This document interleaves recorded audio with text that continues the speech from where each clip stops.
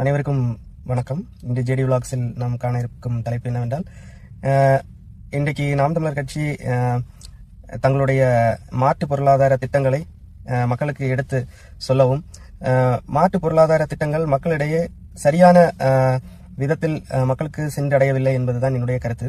So எல்லா கருத்துக்களையும் செயற்பாடு திட்டங்களையும் மக்களுக்கு நாம் எவ்வளவு தூரம் எடுத்து செல்கிறோமோ அவ்வளவு தூரம் நம்முடைய கட்சிக்கு வளர்ச்சி என்பது என்னுடைய கருத்து.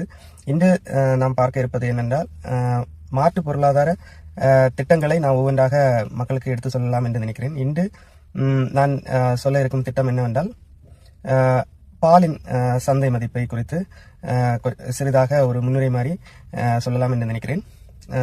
என்னுடைய வீடியோ பிடிச்சிருந்தால் லைக் பண்ணுங்க, ஷேர் பண்ணுங்க, என்னுடைய சேனலை வந்து சப்ஸ்கிரைப் பண்ணுங்க, உங்களோட ஃப்ரெண்ட்ஸ் அண்ட் ரிலேட்டிவ்ஸ்க்கு ஷேர் பண்ணுங்க, அவங்களையும் சப்ஸ்கிரைப் பண்ண சொல்லுங்க. நாம இப்போ வீடியோக்குள்ள போகலாம். பாலின் சந்தை மதிப்பு. இப்போ பார்த்தீங்கன்னா, தமிழ்நாடு ஏற்றுக்கொண்டிருக்கும் பொருளாதார வரவு என்ன, இன்கம் எதுலேன்னு பார்த்தீங்கன்னா, மெயினாக வந்து டாஸ்மாகில் வந்து வருஷத்துக்கு தமிழ்நாட்டோட இன்கம் ஃப்ரம் டாஸ்மாக் வந்து 48,000 crores ஆக்சுவலி.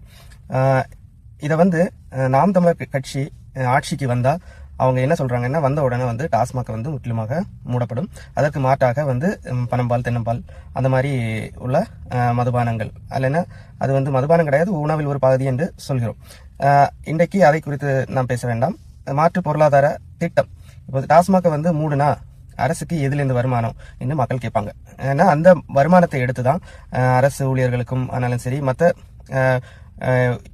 ஊழியர்களுக்கு, அரசாங்க ஊழியர்களுக்கு ஊதியம் கொடுப்பது மெயினாக வந்து இந்த டாஸ்மாக் வருமானத்தை எடுத்துதான் ஊதியம் கொடுப்பது, மற்ற செலவுகளையும் அதிலிருந்து தான் கவர்மெண்ட் வந்து முற்றிலுமாக நம்பி இருக்கு. ஸோ இதை வந்து மக்கள் கேட்பாங்க. இப்போ இதை வந்து உடனே மூடுனா வந்து மாற்று பொருளாதாரம் எதிலிருந்து உள்ள வருமானத்தை எடுத்து அரசாங்கம் செயல்படும் என்பதுதான் மக்களோட கேள்வி இருக்கிறது. ஆனால் அதற்காக ஒரு மாற்று பொருளாதார திட்டம் ஒன்றல்ல, பல திட்டங்கள் நாம் தமிழர் கட்சி தங்களுடைய செயற்பாட்டு வரைவில் வைத்துள்ளது. அதை எப்படி நடைமுறைப்படுத்துவது என்பதும் அந்த திட்டத்தில் சரியாக அந்த எலெக்ஷன் மேனிஃபெஸ்டோவில் கொடுத்திருக்காங்க. திட்டம் இல்லாம வந்து மேனிஃபெஸ்டோ கிடையாது. நாம் தமிழர் கட்சி எல்லா திட்டங்களுக்கும் சரியான இதை எப்படி நடைமுறைப்படுத்துவோம் என்பதையும் அதில் சரியாக கொடுத்திருக்கிறார்கள். இப்போ பால் டீ குடிக்காத மனிதர்கள் தமிழ்நாட்டில் இருப்பதாக எனக்கு தோணவில்லை. ஒரு வீட்டில் 6 பேர் இருந்தாங்கன்னா கண்டிப்பாக ஒரு 4 பேராவது பால் டீ குடிப்பாங்க, காலமையும் சாயங்காலமும் குடிப்பாங்க. இதுல ஆந்திரா போன்ற பிற மாநிலங்களை நம்பிதான் நம்முடைய பால் சந்தை காணப்படுகிறது. நாம் தமிழர் கட்சி எடுத்த ஒரு சென்செக்ஸ்ல பாத்தீங்கன்னா, வருஷத்துக்கு தமிழ்நாட்டில் மட்டும் வந்து பாலின் சந்தை மதிப்பு வந்து 3 லட்சம் கோடியாக காணப்படுகிறது. இதுக்கு வந்து சோர்ஸ் என்னன்னு பாத்தீங்கன்னா, நிறைய அரசுடைமையாக்குதல், அரசே வந்து மாடு வளர்த்தல், இதே மாதிரி ஒரு பெரிய மாற்று பொருளாதார திட்டங்களை நாம் தமிழர் கட்சி வைத்துள்ளது. இதற்கு சரியான மாற்று பொருளாதாரம்னு பாத்தீங்கன்னா, பால் வந்து பெரிய ஒரு சந்தையை தமிழ்நாட்டில் வைத்துள்ளது.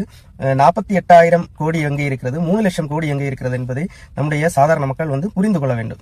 இதை புரியாமலும் மக்களுக்கும் ஒரு தேடல் கிடையாது. தமிழக மக்களுக்கு யார் வந்து ஒரு விஷனபிள் லீடரா தமிழ்நாட்டில் இருக்காங்க, யார்கிட்ட நல்ல திட்டங்கள் இருக்கு, யார் வந்தா நம்முடைய அடுத்த ஜெனரேஷன் இல்லைன்னா நம்முடைய ஃபியூச்சர் நல்லா இருக்கும் அப்படின்னு உள்ள தேடல் வந்து தமிழக மக்களுக்கு சுத்தமா கிடையாது. அந்த தேடல் இல்லாததின் காரணத்தினாலதான் இந்த திரை கவர்ச்சியில விழுந்து தனக்கு பிடித்த நடிகர் வந்து அரசியலுக்கு வந்தால் உடனே வந்து கண்மூடித்தனமான ஒரு வாக்குகளை வந்து கொண்டு போட்டு இன்னைக்கு ஒரு திட்டம் இல்லாத ஒரு அரசியல் தலைவரிடத்தில் நம்முடைய தமிழகம் காணப்படுகிறது.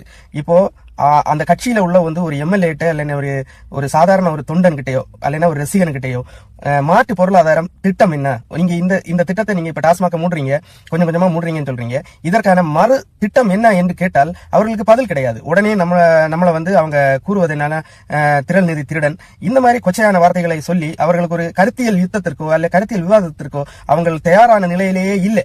சும்மா அவங்க ஏதோ ஒரு ரசிக மனப்பான்மையிலே தான் இன்னைக்கும் அவர்கள் இருக்கிறார்களே தவிர ஒரு கருத்தியல், ஒரு கொள்கை, என்ன விஷன் இருக்குது அந்த கட்சிக்கு, அது ஒன்றுமே அவர்களிடையே கிடையாது. ஆனால் நாம் தமிழர் கட்சி சரியான ஒரு எலெக்ஷன் மேனிஃபெஸ்டோ வந்து 331 பக்கத்துல வந்து 2016 ஒரு புத்தகமா வெளியிட்டு இருக்காங்க. அதை வந்து நீங்க வந்து எடுத்து படிக்கணும்னா www.மக்களரசு.in சொல்லிட்டு ஒரு வெப்சைட்ல போங்க, அதை டவுன்லோட் பண்ணி எடுக்கிறதான வாய்ப்புகளும் மக்களுக்கு இருக்கிறது. தேடல் இருந்தால் நல்ல தலைவர்கள் தமிழ்நாட்டில் உருவாகுவார்கள் என்பதுதான் என்னுடைய கருத்து. சரியா? ஆனால் இந்த மாதிரி மாற்று பொருளாதார திட்டங்களை மக்களுக்கு எடுத்து சொல்வதுதான் இந்த ஜேடி விளாக்ஸின் முதல் கட்ட வேலையாக இருக்கும் என்று கூறி இந்த காணொலியை முடிக்கிறேன். பிடித்திருந்தால் லைக் பண்ணுங்க, ஷேர் பண்ணுங்க, சேனலை சப்ஸ்கிரைப் பண்ணுங்க. நன்றி, வணக்கம்.